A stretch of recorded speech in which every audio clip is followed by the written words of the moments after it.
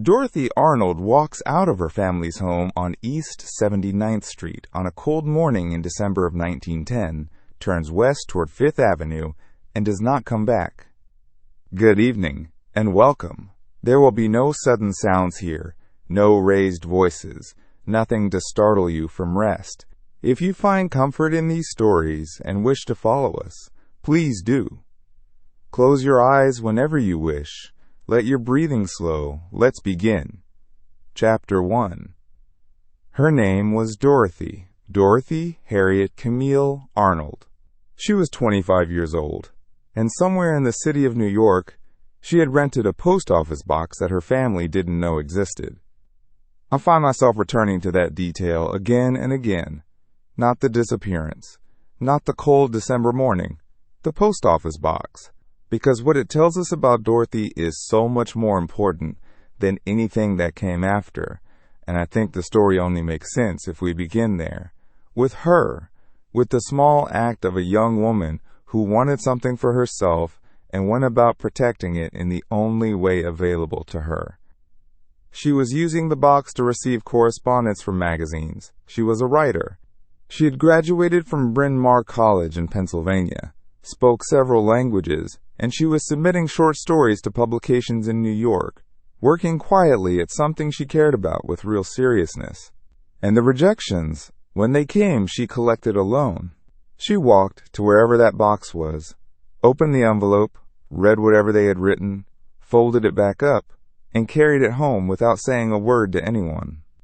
Think about what that costs a person. Not the rejection itself, which is ordinary enough, the standard bruise of anyone who tries to make something, but the secrecy around it. The effort of keeping your ambition private from the people you live with, eat with, sit across from at dinner every night. That takes a particular kind of determined sadness.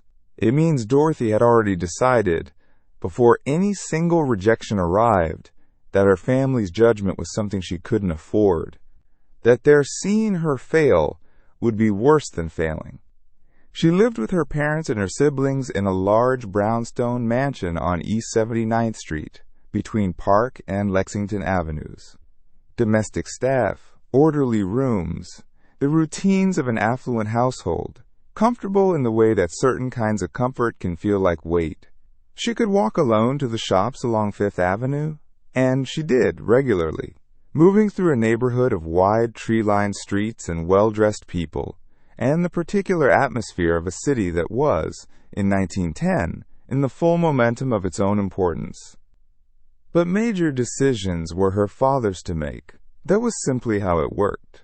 And Dorothy, educated and capable and 25 years old, lived within that arrangement the way water lives within a glass. It held its shape because the container held it. Shortly before she disappeared, she had asked her father if she could move to Greenwich Village. She wanted a room of her own, a different kind of life, the bohemian neighborhood where writers and artists lived at a slight remove from the expectations of families like hers. Her father said no. That was the whole of it, no. And so she stayed at East 79th Street, writing in her room, walking to a post office box, carrying her rejection letters home in silence. I want you to hold that image of her for a moment. Not the woman who went missing, the woman who existed before that. She had a Bryn Mawr degree in a secret post office box, and a request for independence that was refused. She had manuscripts in her room and hoped she was careful not to show. She was trying to become someone, quietly, in whatever space was available to her, and the space kept turning out to be smaller than she needed. That's who Dorothy Arnold was. That's where this story starts. Chapter 2. The world Dorothy moved through was one that had very specific ideas about what her life was supposed to look like. She was the elder, unmarried daughter of a wealthy New York family. That position came with real privilege, and it came with real constraint, and the two things were so bound together that you couldn't really separate them. The privilege was the constraint in a way. The nice house and the staff and the good address all required in return a kind of performance. Social calls, appropriate companions, a future organized around the right marriage. Dorothy's father, Francis R. Arnold, ran a successful perfume importing business. He was dignified and conservative, careful about the family's reputation in the way that men of his standing and generation generally were. I don't think he was cruel. I think he was a man who understood the world in a particular way and applied that understanding to his daughter with full conviction that he was doing right by her. His refusal to let her live in Greenwich Village wasn't malice. It was his idea of protection. And that's what makes it so hard, in a way. The people who love you most can narrow your world with the very best of intentions. Mary Martha Parks Arnold, Dorothy's mother, appears in the story quietly and only briefly, but I think about her. She was the person who offered to go shopping with Dorothy on the morning of December 12th. She said she'd come along if Dorothy liked. And Dorothy said she'd rather go alone. That small exchange, so ordinary, so forgettable at the time, is the last thing we know passed between them. A mother's offer. A daughter's preference for her own company. Neither of them knowing anything more than that. But before we reach that morning, I want to tell you about George Griscom. Dorothy had been secretly involved with a man named George C. Griscom, Jr. He was an engineer from a wealthy Pittsburgh family, and he was significantly older than she was, middle-aged where she was 25. Their relationship was not something her family knew about, or at least not the full extent of it. Dorothy had built another private room, this one made not of post office boxes, but of careful silences and careful stories.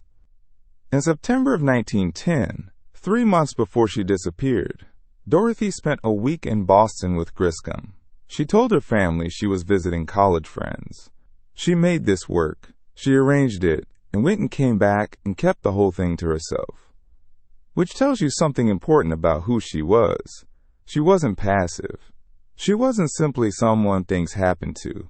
She was someone who made choices, sometimes difficult choices requiring sustained effort, in pursuit of the life she actually wanted. On her way home from Boston, she stopped and pawned jewelry. About $500 worth, sold for $60. That's a significant gap, the kind of transaction you make when you need money quickly and don't have a better option. Why she needed it, what she was managing, isn't clear in any of the records that survive. But investigators found out about it afterward, during the search, and I think it matters not because it answers anything, but because it deepens the picture. Dorothy was navigating something in those months, something that required money she couldn't ask her family for. Chapter 3. Griscom kept her letters. That detail has stayed with me. In a life as carefully compartmentalized as Dorothy's, in which the important things were hidden, the real feelings stored away from family view, the fact that she wrote letters to this man, and that he kept them, says something. He was the person she told the truth to, about her writing especially. She wrote to him about a manuscript that had been rejected, about how discouraged she felt, how the work wasn't coming the way she'd hoped. She wrote to him about the gap between what she wanted and what was happening, and she trusted him with it. That's a significant thing. Griscom was the person Dorothy didn't have to perform for. Her room at the brownstone had manuscripts in it, books, the accumulated evidence of a private intellectual life. Investigators who looked through it after she disappeared noticed burned papers in the fireplace. They weren't sure what they meant. I'm not sure either, and I don't want to push this towards significance it may not carry. People burn papers for all sorts of reasons that have nothing to do with disappearing, but the room itself, the books and the manuscripts and the ash in the grate, gives you a sense of her. A person who read and wrote and thought, who inhabited her interior life with real seriousness, even when the exterior one gave her limited room. The social world she moved in offered women of her education and Class II primary paths, marriage and everything before it.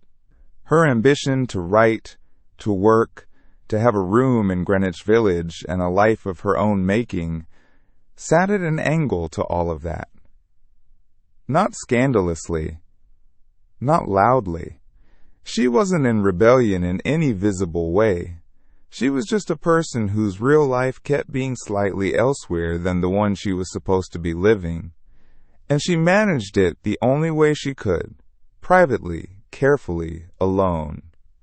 Which is part of why nobody was quite prepared for what came next. The morning of December 12, 1910 was clear and cold. Dorothy dressed carefully. A blue tailored suit, a long dark coat, a small black velvet hat, a large black fox muff. She looked, in other words, exactly as a well-dressed young woman from the Upper East Side was supposed to look. She told her mother she intended to buy an evening gown from a shop on Fifth Avenue. Her mother offered to come. Dorothy said she'd prefer to go alone. She walked west to Fifth Avenue and then turned south, a route she had taken many times before. Familiar streets, familiar shops, the particular atmosphere of New York in early winter, cold air and the sounds of carriages, and the yellow light in the shop windows.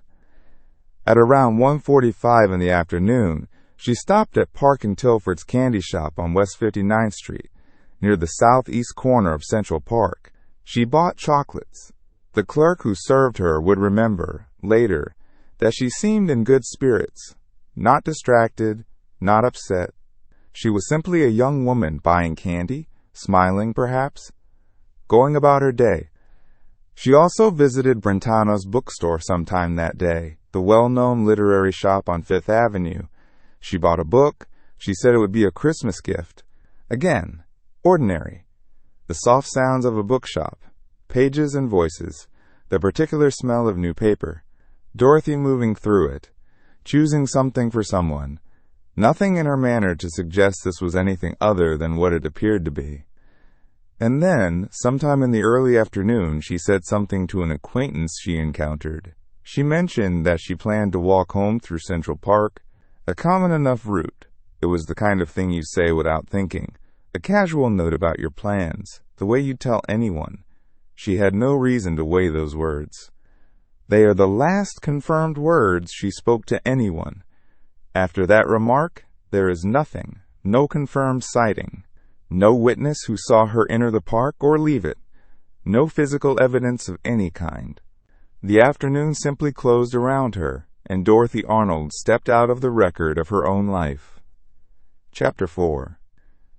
That evening, when she didn't come home, her family assumed she had stayed with friends. It was the most natural explanation. Young women of Dorothy's circle sometimes did exactly that, particularly if an impromptu invitation had arisen, or if the hour had grown late and it was simpler to stay. So the Arnolds waited, and the hours passed. By the following day, the assumption had become concern.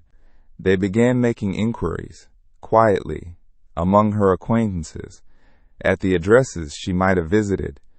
Nothing. Nobody had seen her. Nobody knew where she was.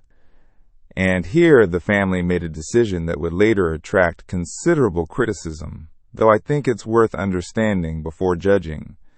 They did not go to the police. Not immediately. Not for weeks. Instead, they hired private investigators and attempted to handle the matter discreetly, out of the public view. Their reasons were the reasons of their world: reputation, privacy, the fear of what publicity might do to the family's standing, the fear of what might be uncovered about Dorothy's life if investigators began looking too closely. Those fears turned out to be somewhat well-founded, though not in the way they might have imagined. In the weeks that followed, investigators began assembling the picture of Dorothy's private life that she had worked so carefully to keep hidden.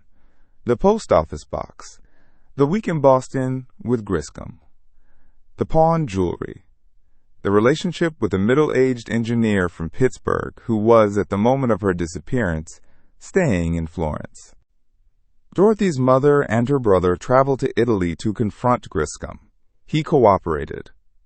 He produced the letters Dorothy had sent him, including the one in which she described her discouragement about her writing, the rejected manuscript, the weight of it. He told them that if Dorothy were found, he would marry her. He denied any knowledge of where she was or what had become of her. Whether he knew more than he said, I can't tell you. Nobody could, then or since. The letter was real. His claim of ignorance was consistent throughout. Everything else about him, his role in whatever Dorothy was navigating in those final months, sits in a silence that was never broken. On January 25, 1911, 6 weeks after Dorothy had walked out of her house and not come back, the Arnold family, through their lawyer John S. Keith, went public. Keith spoke to the press plainly. He said the family had received no communication from Dorothy. He said their search had found no trace of her. He said it without drama, which somehow made it worse. A dignified, matter-of-fact statement about a complete absence. The press took the story immediately. Newspapers across New York, and then across the country, and eventually in Europe, picked it up and ran with it.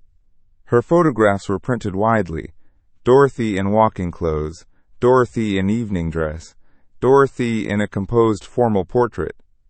Police distributed her description to departments in what one report described as every city and town of consequence in the United States. Hospitals checked for unidentified women matching her description. Hotels, morgues, nothing confirmed, no match, no trace. Dorothy had become, in the way these things happen, a story the world was telling about itself. Her name was everywhere. The missing heiress, the papers called her, which I find a little sad, because that's not what she was. She was a writer who had rented a secret post office box and walked out of her house to buy chocolates and a Christmas book, and she hadn't come home. That's who she was. But the story the newspapers wanted was the one about wealth and mystery and the hidden lives of the privileged, and so that's the story they told. Chapter 5. There are 4 ways to understand what happened to Dorothy Arnold, and I want to walk through each of them with you, not because any of them will give us an answer, but because each one contains a part of something real. They're the best we have, and I think Dorothy deserves the effort of sitting with them, even knowing none of them arrive anywhere. The first is murder. This was the theory Dorothy's father, Francis Arnold, stated publicly as his belief. He thought she had been attacked, possibly in or near Central Park, and that her body had been disposed of, perhaps in one of the park's reservoirs.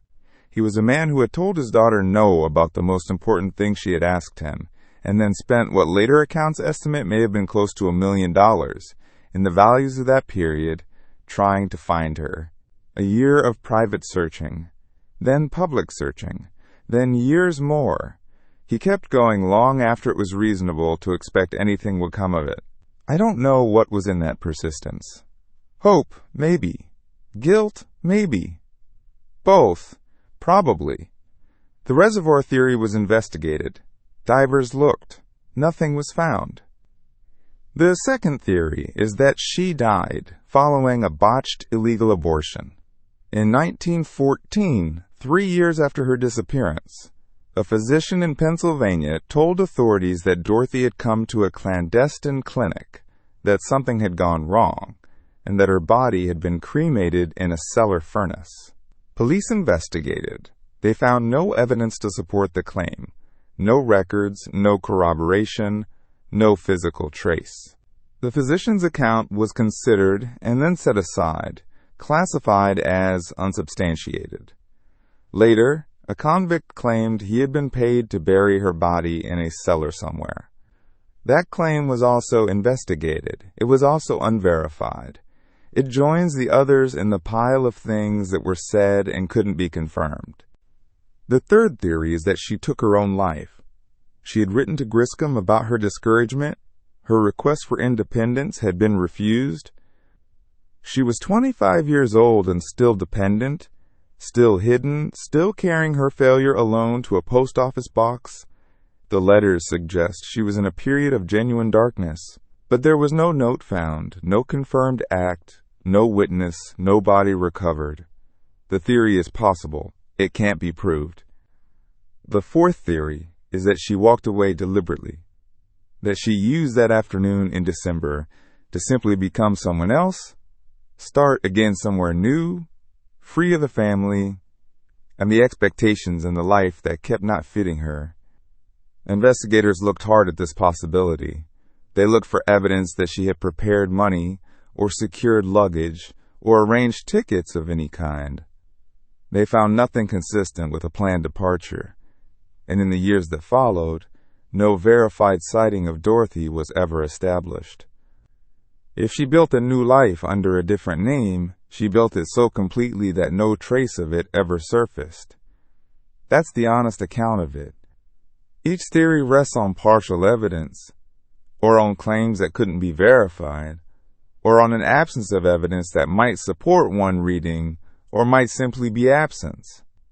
The investigators who worked the case, the police, the private detectives, the family's lawyers standing in front of the press on that January morning, none of them found the thing that would have made the difference. And the records that might have helped, clinic logs, police files, the full private correspondence of the Arnold family, are incomplete or lost or were never kept in the first place. The case has sat unresolved for more than 100 years. It will probably stay that way. And I find, after sitting with this story for a while, that the theories matter less to me than I thought they would. They're the world's way of trying to account for a gap, but the gap is not the most important thing. Dorothy is. She was a young woman who wanted to write, who graduated from Bryn Mawr and came home to a house on East 79th Street and asked for a room in Greenwich Village and was told no, who rented a post office box and carried her rejection letters alone, who spent a week in Boston with a man she trusted and came home and said nothing about it, who bought chocolates and a Christmas book on a cold December afternoon and mentioned in passing that she was going to walk through the park. She was trying to become someone. She was in the middle of that effort, the messy, difficult, private effort of trying to build a life that fit, when she walked out of the record entirely. I think about what she would have written, given time and space and a room of her own. I think about the manuscript she left on her desk, the letters in Griscom's keeping, the post office box that existed so she could fail in private and try again. She deserved more time. Chapter 6. Dorothy Harriet Camille Arnold. I want to say her full name here at the end, because she's been called a great deal of things over the years. The missing heiress, the vanished socialite, one of New York's great mysteries, and while none of that is false exactly, none of it is quite right either. Her name was Dorothy. She was a person before she was a mystery, and she deserves to be remembered that way. More than a century has passed since she walked south along Fifth Avenue with a fox muff and a day's errands ahead of her. In all that time, no one has been able to say with certainty what happened to her. The case is still listed as open. Her name still appears in missing persons archives, still turns up in articles about the city's unsolved histories. People keep returning to her. I've wondered why that is, why Dorothy specifically, when so many people have vanished from the record without generating this much sustained attention. And I think it's partly because she was a woman in the act of becoming. The post office box, the Greenwich Village request, the letters about discouragement. We can feel her reaching toward something. We can feel how close she was and how much was in the way. There's a kind of grief in that, even now, the grief of a story that stopped in the middle. Her father, Francis Arnold, had Dorothy declared legally dead in 1916. 5 years after she disappeared, he stood before a court and acknowledged, formally and quietly, that she was gone. No resolution, no body, no answer. Just a legal acknowledgement of the absence that had been in the house for 5 years. He had spent those years searching, spending, insisting. And at the end of all of it, there was still nothing but the date she had walked out and the silence that came after. I think about Mary Arnold, Dorothy's mother, who offered to go shopping that morning and accepted her daughter's preference to go alone. The ordinary loving thing. You want to come? No, I'd rather go by myself. And then a lifetime of living with that moment, turning it over, wondering what would have been different if she had pressed a little. Nothing would have been different, probably. Or maybe everything. We can't know. That's the cruelest part of these stories, the way they make every small, ordinary moment seem in retrospect like it must have mattered. Griscom kept Dorothy's letters. Whatever else is uncertain about him, he kept them. The one in which she wrote about the rejected manuscript, about the discouragement she felt, about the gap between what she wanted to do and what was happening. He produced it when the Arnolds asked him to, and those words survived. The truest voice we have from her, not the polished social self, but the private one. The one who wrote to someone she trusted that things weren't going the way she'd hoped. I find something quietly significant in that. In a life where so much was kept hidden, at least one honest account of her inner world made it through to us. The site she walked still exists. East 79th Street, where the brownstone stood. Fifth Avenue, with its long, straight lines and steady traffic. The southeast corner of Central Park, where the stone walls have been standing since before Dorothy was born and stand still. The trees in the park lose their leaves every winter and grow them back every spring, and have done so more than 100 times since December of 1910. If you walked that stretch of Fifth Avenue on a winter afternoon, you would see the park walls to your left, gray and solid, and the bare trees beyond them, and the traffic moving steadily in both directions, and the people going past in their coats. It looks, in its broad strokes, not entirely different from how it looked when Dorothy walked it. The carriages are gone, the clothes have changed, but the stone is the same stone, and the trees are growing from the same ground, and the afternoon light in December still falls at that particular low angle that makes everything seem a little quieter than it is. There is no marker for Dorothy Arnold anywhere on that street, no sign that she was ever there. The city continued without her, as cities do, as they always have, moving forward and accumulating new days over the old ones, until the particular day she was lost becomes just one more layer underneath everything else. But her name has survived, and I think that matters, not as a mystery, as a person. A young woman who wanted to write, who wanted a room of her own, who walked out into a cold December morning carrying chocolates and a book and didn't come home. Dorothy, I hope wherever you went there was time. I hope there were pages and quiet and a window with decent light. Rest well. A peaceful night to you.